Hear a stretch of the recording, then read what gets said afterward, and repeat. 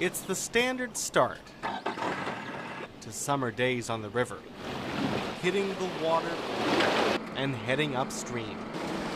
On this day, Kevin Irons and Matt O'Hara of the Illinois DNR are on the hunt. Equipped with an electro-fishing boat, they're in search of the problem fish that swim these waters.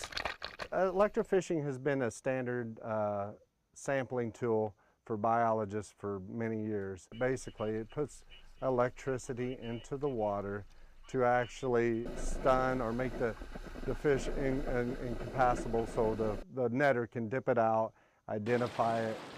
This day, they have one fish in mind. We're looking today at mostly silver carp, but these we collectively call Asian carp.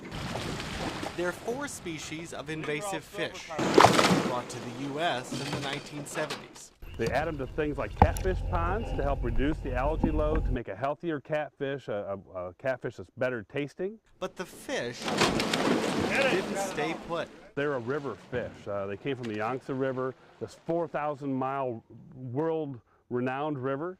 And now they're here in our Mississippi River system. We're in Havana. We're on the Illinois River, about 110 miles or so from the Mississippi. And this is called LaGrange Reach. It's perhaps maybe the bullseye of the population here in the U.S. To reveal the extent of the problem, Matt switches on his electro-fishing equipment. Fish can jump almost at any time. You don't have to have a fancy electrofishing boat. They can hit people, knock people out of boats unconscious. There have been injuries, broken jaws, noses. The guys on the boat say this fish is about a medium-sized carp. It's about the size of the one that conked me upside the head. But you can imagine that if you were traveling at a good pace, one of these hit you as you were moving, could do some damage. But these fish are more than a nuisance. At this stretch of the river, they now make up about 70% of the river's population. The challenge for state workers is to keep those fish from reaching Lake Michigan, where they could do lasting damage. From the Illinois DNR point of view, we're trying to keep them from the Great Lakes, and we've been very successful at doing that. Secondly, reduce the population where they're very abundant. Irons says doing that will take collaboration across the country and even around the world. Reading a river takes experience. Charlie Gilpin has plenty of that. I'm a commercial fisherman. We catch buffalo and catfish, carp.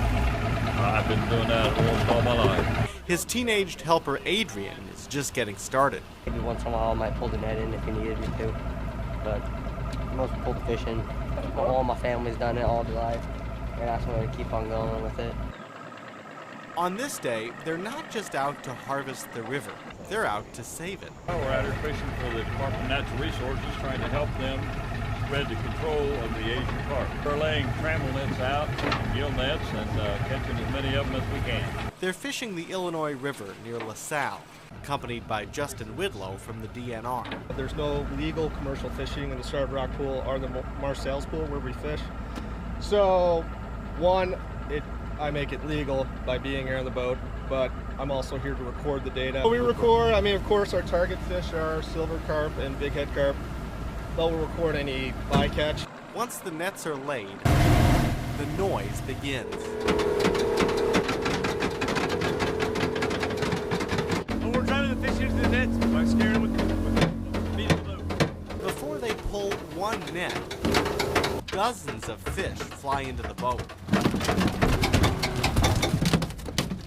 This is just one of the DNR's efforts to fight these invasive fish and keep them from Lake Michigan.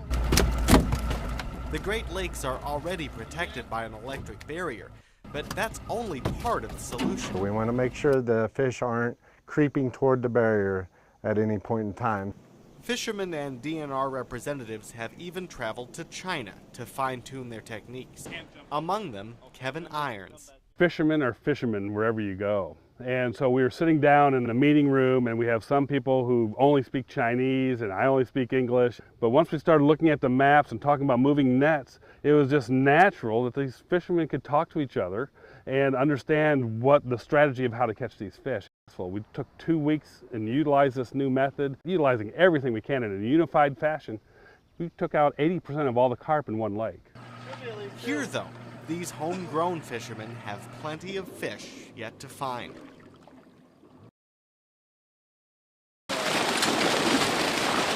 Invasive Asian carp can make for stunning video. But those who track these fish say they can also make for a good meal. They're actually a good eating fish. Their flesh is white. It's more like a buffalo, or even if you do a boneless version, maybe like a crappie or a bass. That tastiness may be the key to paring down these problem fish. So that's going to be a part of our solution to this problem. Is the biggest predator in the world is going to have to start utilizing these where they're so abundant. Louisiana chef Philippe Parola is trying to do just that. His motto is, if you can't beat 'em, eat 'em. It tastes between crab meat and scallops. It's that good. It's that delicate. It's just incredible. On this day, Chef Philippe is heading out onto the Illinois River to meet with a team of commercial fishermen. 2 from Illinois, 2 from Louisiana. He says creating a market for their catch is critical. Eradication, it's impossible because they are so deep in our backwood in Louisiana, all the way literally to Canada. The only alternative we have is commercial harvest.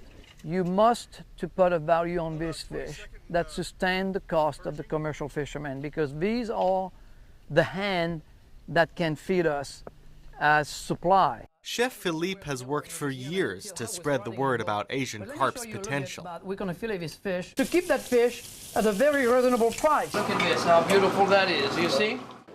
Still, he says, the boniness of the fish and its unappealing name mean these fish probably won't fly off the shelves.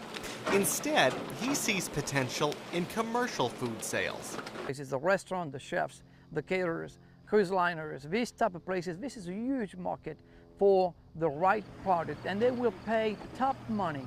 We know there is a demand, because if you look at today, it's easy to find out that the demand of fish versus the supply, the demand is rising every day, and the supply is just going down due to restriction, over-harvest, and so on. Harnessing that demand will take collaboration, cooperation, and plenty of work.